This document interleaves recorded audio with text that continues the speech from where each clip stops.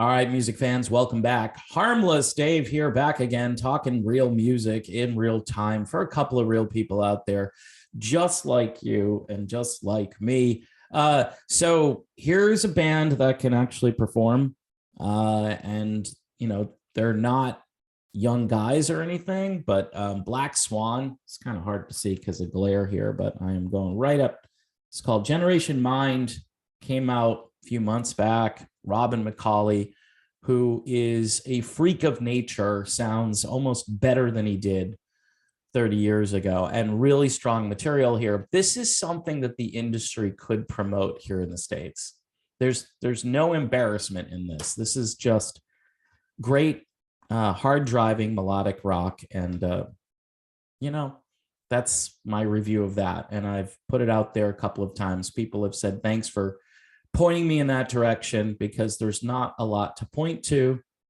I know Journey just dropped their album. Def Leppard has an album out, and those are great albums. I would urge people, if they like Journey or Def Leppard, to grab those. But, there's other music out there, and then there's up and coming stuff from a whole younger generation of people, mostly over in Europe and Sweden especially, but nobody here in the States really cares. What they care about is Motley Crue and the stadium tour. This has been a big topic. YouTubers have been breaking down the concerts and trying to figure out if these guys are actually singing these songs. Vince Neil, who looks like he's having a hard time out there. He just does. He doesn't look comfortable. And my opinion was validated in an article that was just written. Again, my buddy Jonesy, ace reporter, ace researcher, sent me this article from the Chicago Tribune. I'm only going to take out or read one paragraph of this. Watching Neil trudge around was almost as uncomfortable as listening to him try to sing. Okay, that first sentence, just watching Neil, that's Vince Neil, trudge around was almost as uncomfortable as listening to him try to sing. So this guy didn't even like the way Vince Neil was walking around. Trudge. That's what he said. He's trudging. During verses, he often failed to project over the din of his mates, or he simply gave up, choosing to hold the microphone stand away from his mouth and toward the audience. Now, I've been talking about this a lot. David Coverdale, if you go see Whitesnake, always, doing this with the microphone. You guys sing, because I can't. You guys sing. This isn't a gimmick. This isn't like we need audience participation. No, this is, I can't sing these verses. So can you guys do this for me? So when you see this, you're not getting your money's worth. I came to hear you sing, not to hear me sing. I suck, or I can sing in the car, and that's about it. And I guess if we all sing together in one big chorus here at the stadium, it'll sound great. It'll sound better than you. So if you're going to a show and you want to fill in for Vince Neil, you're going to get that opportunity. I guess you could think of it that way. Hey, I'm going to the Motley Crue concert so I can sing. I'm going to be in charge of the vocals at the show. That actually makes you feel a little bit better about it, right? That you're actually a part of history. Unable, the paragraph goes on here. It's really a devastating critique here. Unable or unwilling to break from a tedious walking gait. So now we've got two illustrations here about trudging and his tedious walking gait. He lacked enthusiasm in the same ways Motley Crue hurt for chemistry.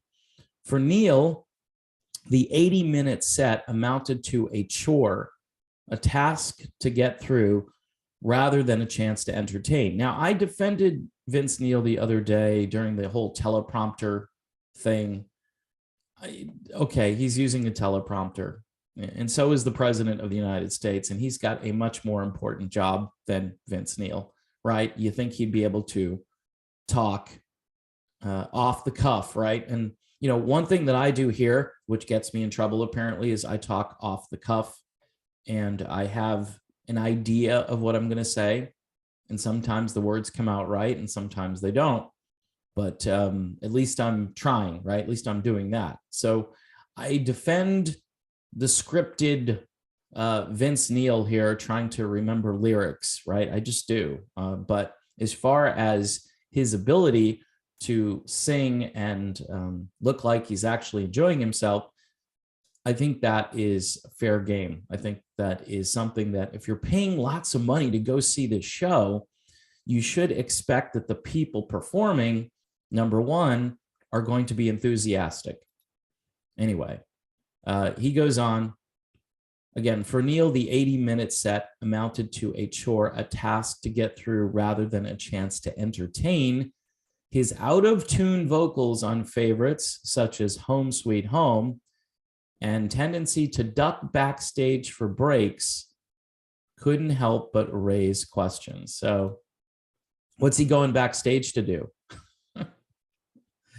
Who knows, right? Maybe just to lie down for a couple of minutes. We don't know. This is like a painful description of what's going on.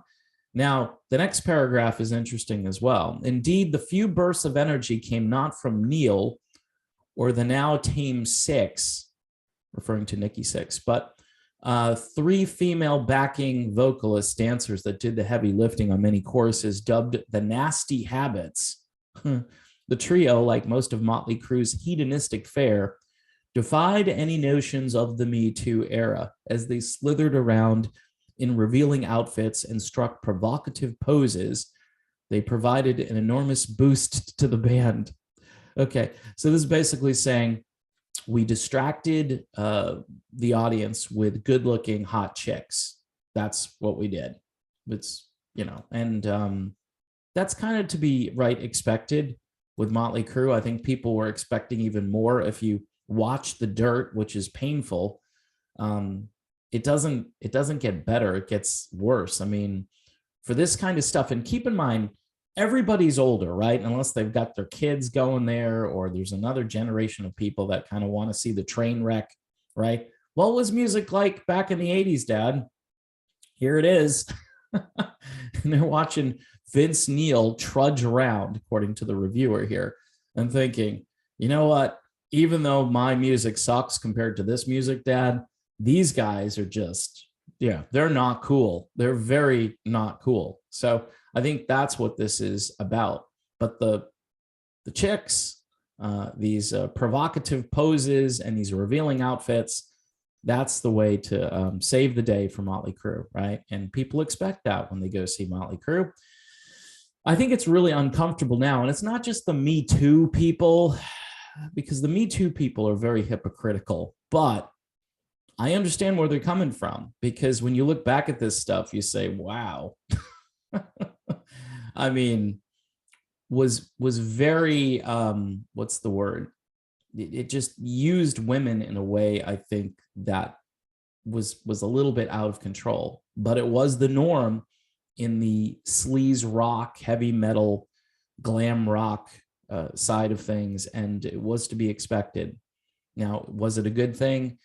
No. It's kind of like the Vietnam War. No, it was not a good thing, and people need to recognize that treating women as objects and throwing them out there on stage, even though, again, it's part of the culture, I think we can do better than that. And I think it sounds maybe a little prudish now to sort of revise history like this, but it really isn't.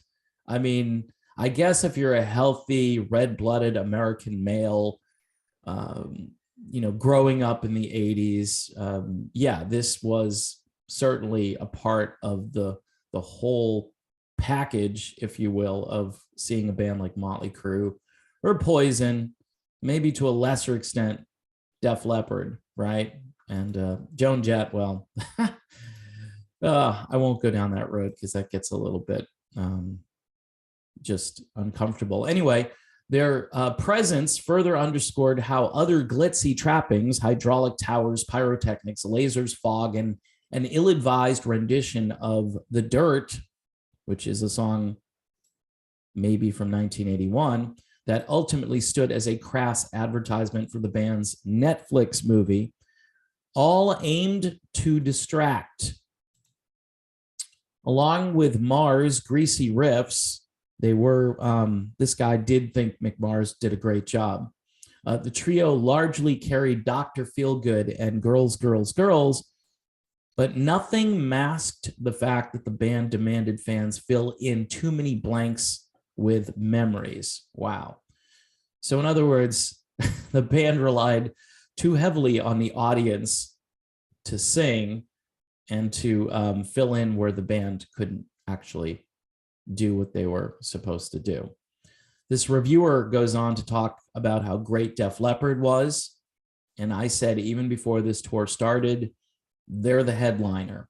And I think Poison probably should go on, second to last. This is the way I would do it. I would do Joan Jett, Motley Crue, Poison, and then Def Leppard. That's the way I would do it. And Poison puts on a great show. They have a front man who's engaged, who's energetic. This article didn't talk about Poison or Joan Jett, but I think you get the gist of things. Very problematic for people who are thinking about spending lots of money on this. And we're in the midst of an economy where, expenses to go see this are ridiculous. They probably ought to reduce the ticket prices to compensate for the economy that we're currently going through, and also the fact that you've got a diminished headlining band here who is just trying to survive out there. It's all about survival. That's what this is for Motley Crue. If they can get through this and cash that check, I don't think they should go to Europe. I don't think they should extend this out. I think it would be embarrassing. I think if the promoters were smart, right, they'd kick Motley Crue off of this and find another band, whether it's Rat or Great White. They have a new singer. Some people say, the singer for Great White fits the band better. Go down the list of bands that might fit in with this, that are still current, or not current, but are still viable, I'll say, and maybe plug them in. But there is an aspect of this that is kind of like watching the car wreck, right? Some people might be going to people watch more than to hear music. I find myself doing this at these concerts nowadays where the people walk in, like, men and women of a certain age, still trying to pretend they're of, a younger age, which is very entertaining for me, because I'm like, wow, they're just not giving up on 1988. They're just they're rocking that outfit, even though maybe they should not be rocking that outfit. It gets a little comical, and I enjoy some of that. And I'll look over to my wife and say, wow, that's just really bad. I mean, I don't know if it's about growing up. I don't know if it's about not admitting that you're 30 years older. I don't know what any of it is. It's interesting. It's human nature. It's watching, humanity try to age without not aging, I guess. I don't know. But the bottom line is, some of this stuff, when you go to a concert like this, you'll probably get a lot of entertainment value from what you're seeing, more so than what you're hearing. I know that's just ridiculous, but this is where I'm at. Def Leppard, great band. Seen them, love them. I'd go see them again. The Def Leppard Journey pairing, I think, was great. I would probably tell people, if you're going to go to this, maybe just stay for the first three bands. I don't know. But then again, you might want to stay to watch the train wreck and say, oh my gosh, I can't believe that they're trying to pull this off. This is embarrassing. And I'm going to watch it because it's embarrassing. But, that's not the way to celebrate great music. And, Motley Crue has some really good stuff. It's not as if I can't stand all of their catalog. It's not the strongest catalog. Obviously, up there, I think Poison is just as strong as Motley Crue. Joan Jett obviously doesn't have the catalog. Def Leppard, I think, puts everybody to shame. They have a much better catalog, and they have a very strong new album that's currently out there. And they're still a serious band making serious music, or good music that matches their past and certainly adds to their catalog without, being embarrassing. So that's my video on this topic. This review, scathing, I believe, again, from the Chicago Tribune. I think they played Wrigley Field or something like that, unless it's named something else. I don't know. It could be, Transamerica Field or something. I don't know. But in any event, it's interesting. It's a real get to the point, no holds barred kind of thing. It's right in your face, and good review. That's all I could say. It's a good review. Again, one more time, speaking of good reviews, I'm giving this album, out of 5 stars, I would give it 5 stars. Black Swan, Generation Mine, check it out. Robin McCauley, who could sing lead vocals for anybody, he'd be a great fill-in for Vince Neil, and I bet you he'd be enthusiastic, and he might not even need a teleprompter, although this isn't his catalog. I think he could probably figure it out pretty quick, and even if he needs the teleprompter, so what? At least you got a great vocalist, and that's important. You need a great vocalist if you've got a heavy metal band who, has a demanding catalog. All right, way over time here. See you soon.